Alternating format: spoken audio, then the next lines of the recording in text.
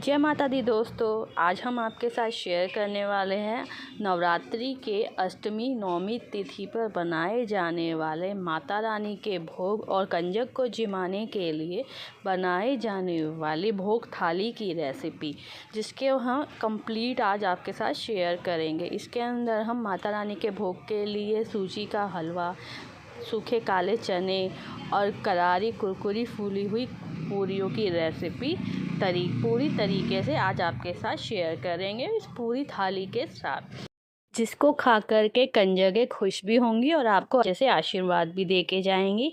और जब कंजकें अच्छे से जीम कर जाएंगी तो माता रानी भी खुश होकर आपकी मनोकामनाएं सभी पूर्ण करेगी। जिस भी मनोकामना से या श्रद्धा भाव से आपने अगर व्रत रखे हैं या नवरात्रि में माता रानी को अपने घर पर विराजित किया है तो वह भी आपको अच्छे से आशीर्वाद देंगी। तो ये अच्छा सा भोग बनाने के लिए हमारी पूरी रेसिपी को लास्ट तक प्लीज़ देखिएगा स्टेप बाय स्टेप।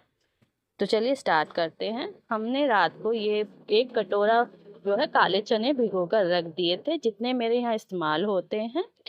आप स्वाद अनुसार नमक लीजिए, 1 गिलास पानी लीजिए। मैंने अपने यहाँ पे जितने चने लगते हैं उतने भिगोए हैं। आप इसकी जो है क्वांटिटी कम या ज़्यादा भी कर सकते हैं, उसी हिसाब से आप पानी का ध्यान रखिएगा। हमने 1 कटोरा भिगोए हैं, उसके लिए 1 गिलास पानी लिया है। अब मैं इन चनों को अच्छे से धो करके मैंने कुकर में इनको डाल रही हूँ, ताकि इनके अंदर कोई भी स्मेल या गंदगी ना रह जाए, क्योंकि माता रानी का भोग बनाते समय हमें साफ सफाई, स्वच्छता और सात्विकता का पूरा ध्यान रखना होता है। हम इसके सारे चने डाल करके इसके अंदर अब हम जो ये चने बना रहे हैं माता रानी के, ये बहुत ही फेवरेट चने होते हैं। चने और हलवे का प्रसाद माता रानी को बहुत प्रिय होता है। वैष्णो देवी माता के जब आप जाते हैं तो वहाँ पर भी इस प्रसाद को कंजकों को जिमाने के लिए दिया जाता है। अगर आप कंजकें घर पे आकर जिमाते हैं वैष्णो देवी से आने के बाद, तब भी आपको ये बना कर के ही माता रानी का भोग लगा के कंजकें जिमा कर ही आपकी यात्रा पूरी होती है। मैंने चनों के अंदर पानी भी डाल दिया है, नमक भी डाल दिया है। अब मैं इनको फटाफट से 5 से 7 सीटी आने तक इनको गैस पर चढ़ा दूंगी, और सीटियां आने के बाद इनकी सीटी निकलने तक उन्हीं में ठंडा होने दूंगी, ताकि इनके ऊपर की लेयर जो है वह सूखे नहीं। हमारी सीटी आनी शुरू हो गई है कुकर के अंदर। इसी तरीके से हमें 7 सीटियाँ लेनी है। तो चलिए दोस्तों, इतने कुकर में सीटियाँ आ रही हैं, हमारे चने पक रहे हैं। हम फटाफट से अपने दूसरे जो भोग की थाली की चीज़ है खाने में वह तैयार करते हैं। उसके लिए हमने सबसे पहले ड्राई फ्रूट्स ले लिए, जिसमें हमने कुछ रफली चॉप किए हुए बादाम लिए हैं। थोड़ी सी हमने यहाँ किशमिश का इस्तेमाल किया है। आप चाहें तो इसके साथ आप चिरौंजी और पिस्ता आदि का भी इस्तेमाल कर सकते हैं। थोड़ा सा मैंने यहाँ पे ग्रेटेड ड्राई कोकोनट लिया है। आप अगर कोकोनट डार्क टेस्ट पसंद करते हैं तो आप डाल सकते हैं। वैसे माता रानी के भोग में गोले को बहुत अच्छे से इस्तेमाल किया जाता है, क्योंकि माता रानी को ये बहुत पसंद है। और साथ में मैंने यहाँ पे 1 कटोरी सूजी ले रही हूँ। ये मैंने मोटे दानेदार सूजी ली है। अगर आपके पास नॉर्मल सूजी हो तो आप उसका भी इस्तेमाल कर सकते हैं। माता रानी को सूजी का हलवा बहुत पसंद है। जितनी मैंने सूजी ली है उसी के वजन के हिसाब से मैंने यहाँ पे चीनी ली है। मेरी सूजी 100 ग्राम है, तो 100 ग्राम ही मैंने यहाँ पे जो है चीनी का इस्तेमाल किया है। अगर आप मीठा कम खाते हैं तो चीनी का कम इस्तेमाल कीजिएगा। यहाँ पे मैंने 2 बड़े चम्मच शुद्ध देसी घी का इस्तेमाल किया है। आप जितनी सूजी है उतनी ही घी का भी इस्तेमाल कर सकते हैं, पर मैंने यहाँ पे कम इस्तेमाल किया है। और 2 गिलास पानी लिया है इसको बनाने के लिए। घी को हम कम ही इस्तेमाल करेंगे ताकि बच्चों को खाने में आसानी हो। हमने यहाँ पे अब झटपट फटाफट अपनी कढ़ाई चढ़ा ली है, क्योंकि हमें समय कम होता है कंजक जिमाते समय बनाने का। सुबह सुबह जो हमें बहुत जल्दी बनाना होता है, ताकि हम जल्दी से अपने कंजक को जिमा सकें और जल्दी से उनका आशीर्वाद पा सकें। अब मैंने यहाँ पे जो है अपना घी डाल लिया है, जो मुझे हलवा बनाने के लिए चाहिए था। मैंने वह सारा घी अब अच्छे से गर्म हो जाएगा, मेल्ट हो जाएगा, तो उसके अंदर अब हम सूजी डाल करके भुनेंगे। मैंने यहाँ पे कम ही घी का इस्तेमाल किया है। आप चाहें तो सूजी के बराबर भी आप घी ले सकते हैं, जैसा कि और रेसिपीज़ बताते समय बताते हैं, लेकिन मैं कम घी का इस्तेमाल करती हूँ क्योंकि मैं मिडिल क्लास के बजट फ्रेंडली रेसिपीज़ शेयर करती हूँ, और क्योंकि मैं भी मिडिल क्लास से ही बिलोंग करती हूँ, और मैं हेल्दी और अच्छी रेसिपीज़ बनाने की कोशिश करती हूँ अपनी फैमिली के लिए, ताकि उनकी हेल्थ को भी ध्यान में रख सकूँ और उनको पूरा टेस्ट भी दे सकूँ। 2 बड़े चम्मच घी इनफ है हमारी 100 ग्राम सूजी के लिए। आप चाहें तो 100 ग्राम सूजी के हिसाब से 100 ग्राम घी भी डाल सकते हैं। मैंने अब यहाँ पे घी गर्म होने के बाद इसमें सूजी को डाल दिया है, और उन्हें हम सूजी को चलाते समय लगातार इसको भूनते रहेंगे घी के अंदर। इसमें ज़्यादा समय नहीं लगता है, पर इसे हमें लगातार चलाते रहना चाहिए, वरना सूजी नीचे से जल जाएगी और ऊपर से कच्ची रह जाएगी, जिससे खाने का स्वाद बिगड़ सकता है हलवे का, और कंजकों को वह पसंद नहीं आता है कच्चा पक्का स्वाद, और उससे माता रानी को भी नाराज़ होने का हम अवसर प्रदान करते हैं। तो इसलिए हमें सावधानी रखनी चाहिए माता का भोग बनाते समय, या कभी भी आप हलवा बना रहे हैं तो उसे लगातार चलाते रहिए, क्योंकि बहुत जल्दी बन जाता है, बहुत आसानी से बन जाता है, पर थोड़ी सी मेहनत लगती है जितना समय में इसको बनने लगता है। लगभग हमारा जो सूजी है अब अच्छे से भुन चुकी है, लेकिन हम इसे थोड़ी सी देर और पकाएंगे ताकि इसका और अच्छे से कलर निखर के आए, और कहीं पे भी सूजी में कच्चापन महसूस ना हो। सूजी अच्छे से पकी होनी चाहिए। सूजी अच्छे से पकी होने का मतलब ये नहीं है कि आप सूजी को जला दें। हमें काली नहीं करनी है सूजी, हमें गोल्डन ब्राउन कलर आने तक ही सूजी को घी में फ्राई करना है। इसका मैं आपको एक और आसान तरीका बता देती हूँ पहचानने का, कि आपकी सूजी जो है वह भुन गई है। तो आप कैसे पहचानेंगे? उसे पहचानने के लिए जब आपकी सूजी भुन जाती है तो आप बीच बीच में चेक कीजिएगा। आपकी सूजी जो है घी छोड़ देती है, जैसे हम ग्रेवी वगैरह बनाते हैं तो ग्रेवी में जो भी हमने डाली होती है सब्जियां, वो अपना ऑयल छोड़ देती है, तो हम समझ जाते हैं कि हमारी सूजी ग्रेवी पक गई है। उसी तरीके से हमारी सूजी भी जो घी है वह अलग निकाल देती है, अलग से छोड़ना शुरू कर देती है, जिससे कि हमें ये पता लग जाता है कि हमारी सूजी अब भुन चुकी है। देखिए मैं अभी आपको दिखाती हूँ, ये देखिए इस तरीके से मेरी सूजी ने भी जो है यहाँ पे घी छोड़ना शुरू कर दिया। आपको दिख रहा होगा ये घी अलग से दिखता हुआ, एक्चुअली ट्रांसपेरेंट होता है तो आपको कम दिख रहा होगा, लेकिन अगर ध्यान से देखेंगे तो मेरी सूजी ने अब घी जो है रिलीज़ कर दिया है, यानी कि मेरी सूजी अच्छे से भुन चुकी है जितना उसको भुनना था। अगर आप इससे ज़्यादा पकाएंगे तो वह काली भी हो सकती है। ये देखिए अब मैं आपको फिर से दिखा रही हूँ कि कैसे घी जो है इसके अंदर से निकल करके आ रहा है नीचे। तो इस स्टेज पे अब हमें देरी ना करते हुए गैस की फ्लेम को मंदे पे ही, हमने सूजी जिस पे भुनी है उसी पे हमें रखनी है। हमें सूजी को तेज़ गैस पे नहीं भूनना है, मंदी गैस पे ही सूजी को भूनते समय उसके अंदर अब हम पानी डालेंगे। और पानी डालते समय भी याद रखिएगा कि सावधानी से पानी डालिएगा। जब भी हम सूजी या किसी भी हलवे को बनाते हैं उसमें पानी या जो भी लिक्विड हम यूज़ करते हैं वो एकदम से झन्नाटा लगा आता है, और उसकी वजह से हमारे ऊपर रिस्क आ सकता है जलने का। तो सावधानी से ही इसमें पानी डालिएगा। देखिए मैं पीछे होकर के थोड़ा थोड़ा पानी डाल रही हूँ, जो एकदम से अभी आपने देखा झन्ना था, इस तरीके से आता ही आता है, क्योंकि एकदम से घी वगैरह में ठंडा एकदम से पड़ता है तो ये आता है।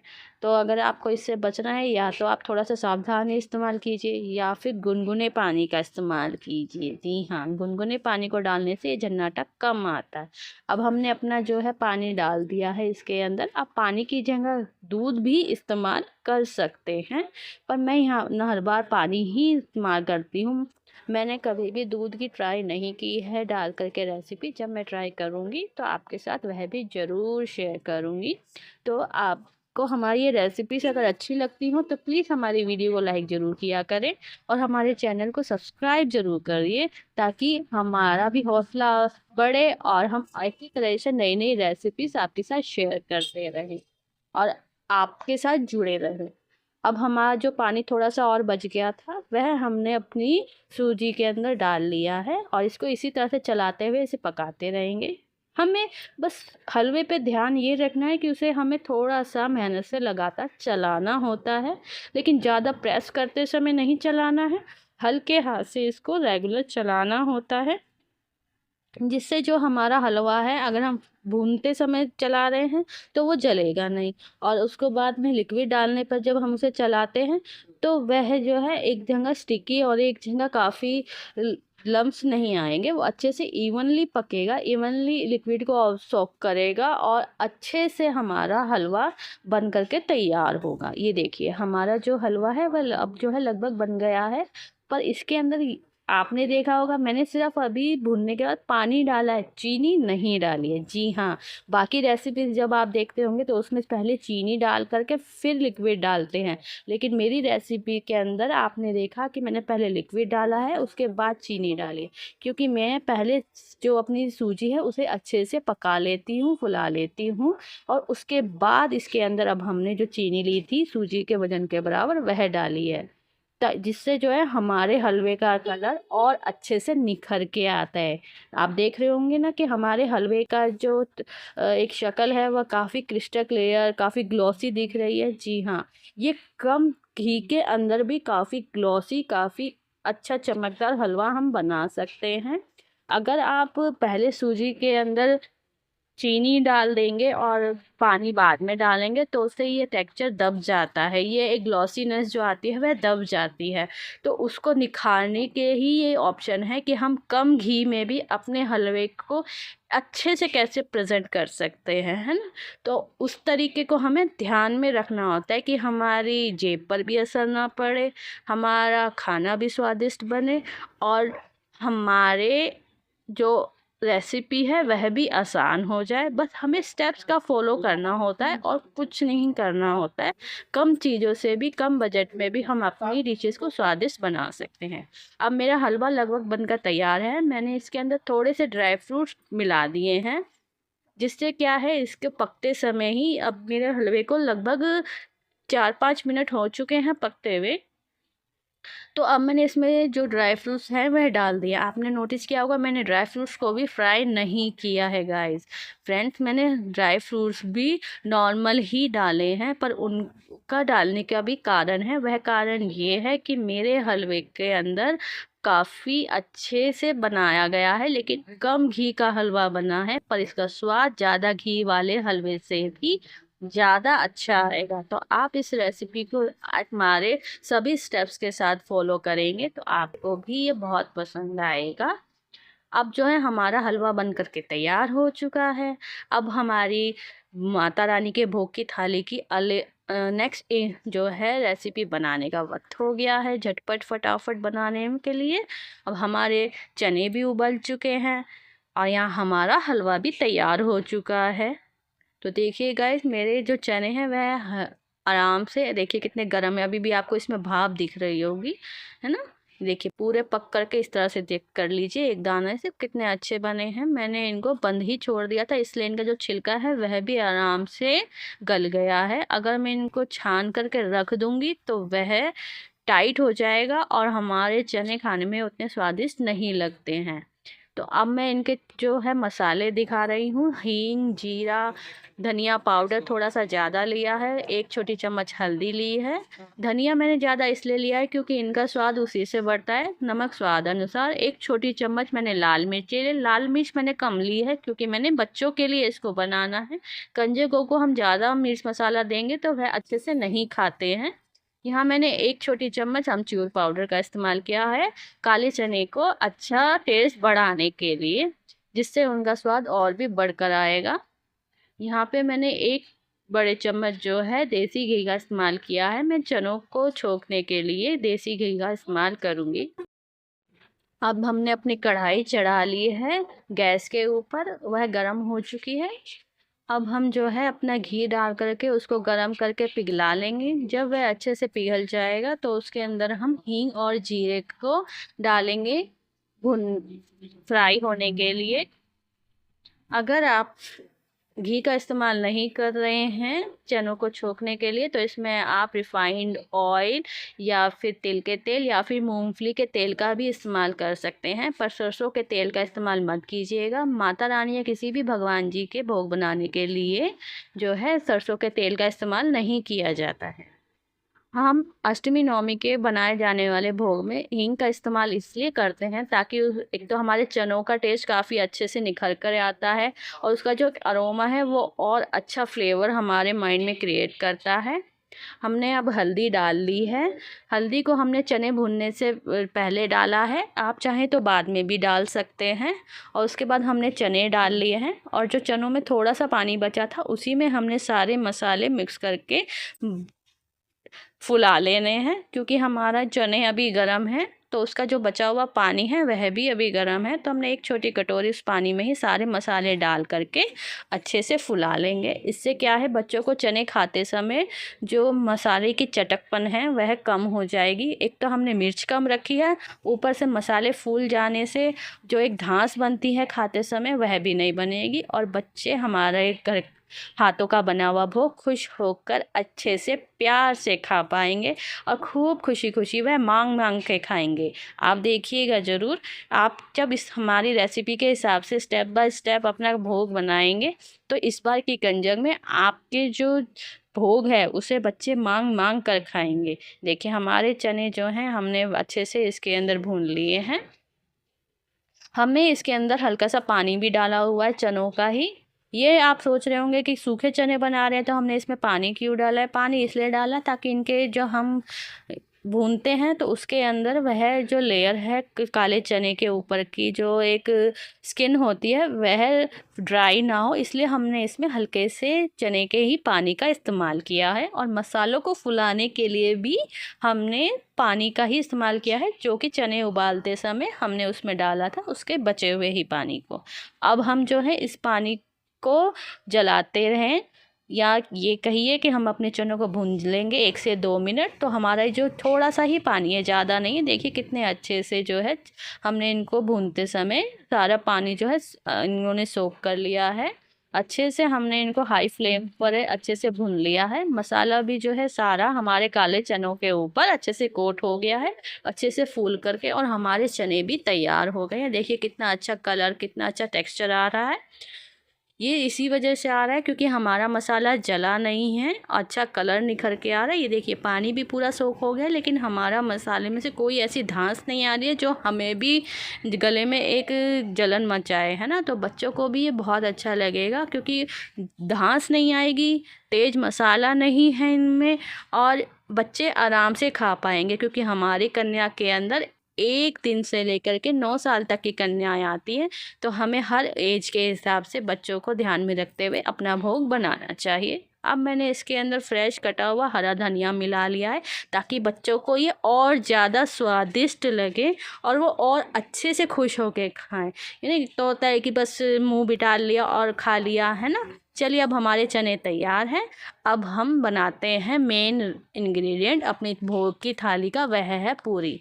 पूरी के लिए मैंने यहाँ 3 कटोरी आटे में आधी कटोरी सूजी का इस्तेमाल किया है। जी हाँ गाइस, आधी कटोरी सूजी डालने से जो हमारी पूरियाँ हैं वह काफ़ी फूली फूली और करारी बनेंगी। और मैंने यहाँ पे नमक डाला है क्योंकि मैं सूजी या मतलब अपनी पूरियों का आटा जब भिगोती हूँ तो उसमें नमक ज़रूर डालती हूँ।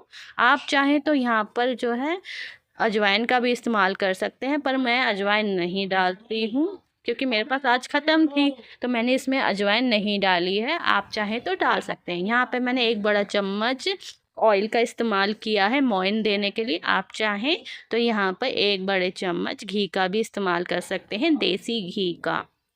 जी हाँ, मैंने यहाँ पे बजट फ्रेंडली बनाई है अपने हिसाब से, अपने घर के हिसाब से। अब आप अगर किसी अच्छे स्टेटस से घर से हैं तो आप घी का भी इस्तेमाल कर सकते हैं, है ना। तो आप यहाँ पे घी भी इस्तेमाल कर सकते हैं। मैंने रिफाइंड ऑयल का इस्तेमाल किया है। अब मैं इसमें थोड़ा थोड़ा पानी डाल करके अपने जो है आटे को गूँध लूँगी।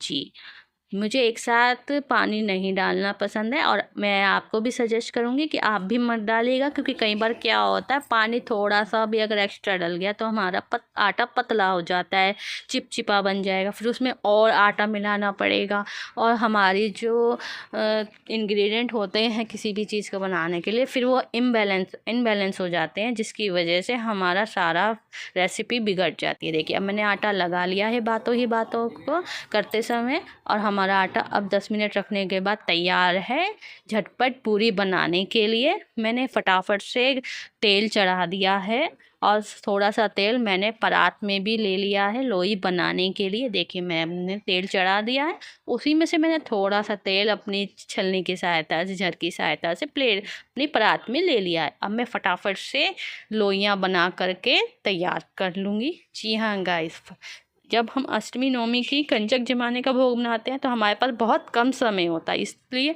हमें एक साथ ही सारी लोई बना करके रख लेनी चाहिए ताकि उनको बेलने में भी आसानी हो और तलने में भी आसानी हो। वरना बार बार हाथ को आटे में लगाओ, फिर लोई बनाओ, फिर बेलो, उससे क्या होता है हमारी गैस भी वेस्ट होती है। वैसे भी आजकल काफ़ी गैस की प्रॉब्लम चल रही है ना, और टाइम भी वेस्ट होता है। कंजक जमाने के लिए खाना बनाते समय हमारे पास टाइम भी नहीं होता है ना।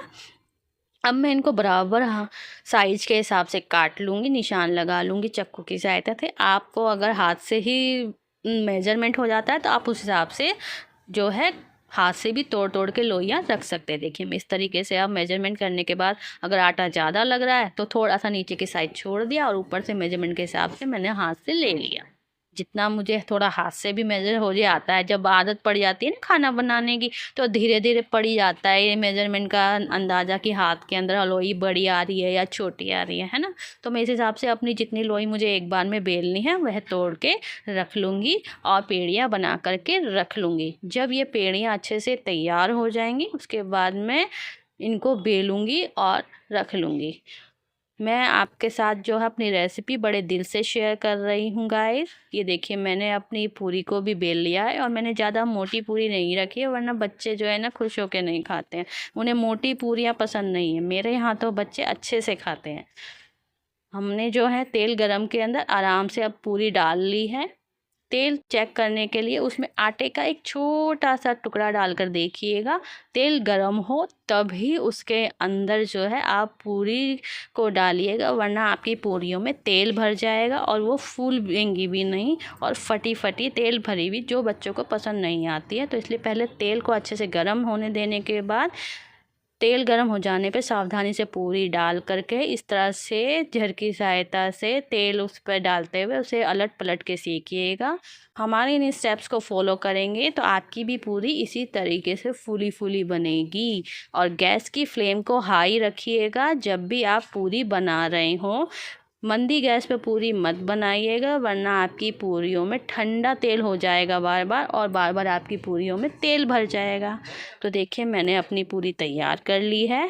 आपको बताते समय इस तरीके से देखिए आगे पीछे से कितने अच्छे से बनी है, क्योंकि मैंने तेज़ गैस पर अपनी पूरी को बनाया है। अब मैं अपनी सारी पूरियाँ बना करके रख ली हैं और देखिए मैंने माता रानी का भोग लगाने के लिए अपनी प्लेट तैयार कर ली है। आप भी इसी तरीके से फटाफट से हमारी रेसिपी के हिसाब से बनाइए और माता रानी को स्वादिष्ट, टेस्टी, यम्मी अच्छा सा भोग लगाइए और आशीर्वाद पाइए। कंजकों को भी जिमाइए, उन्हें खुशी खुशी अच्छे से अपने हाथ से भी खिलाइए और वो देखिए अपने हाथ से भी खा के आपका ये भोग मांग करके खा के जाएंगी अच्छे से पेट भर के। मेरे यहाँ तो अच्छे से मांग करके खा के जाती हैं। मेरे यहाँ पे तो कहती है आंटी आपके जैसा टेस्ट कहीं नहीं मिलता है, हमें तो आपके हाथ का ही भोग अच्छा लगता है। इसीलिए मैंने सोचा ये रेसिपी आपके साथ शेयर करूं। आपको हमारी ये रेसिपी पसंद आई हो तो हमारी वीडियो को लाइक कीजिएगा, चैनल को सब्सक्राइब कीजिएगा और अपने दोस्तों के साथ ज़रूर शेयर कीजिएगा। तो अष्टमी नवमी पर कंजकों को जिमाते समय हमारी रेसिपी को ज़रूर ट्राई कीजिएगा और प्लीज़ हमारे चैनल को सब्सक्राइब ज़रूर कीजिएगा। जय माता दी।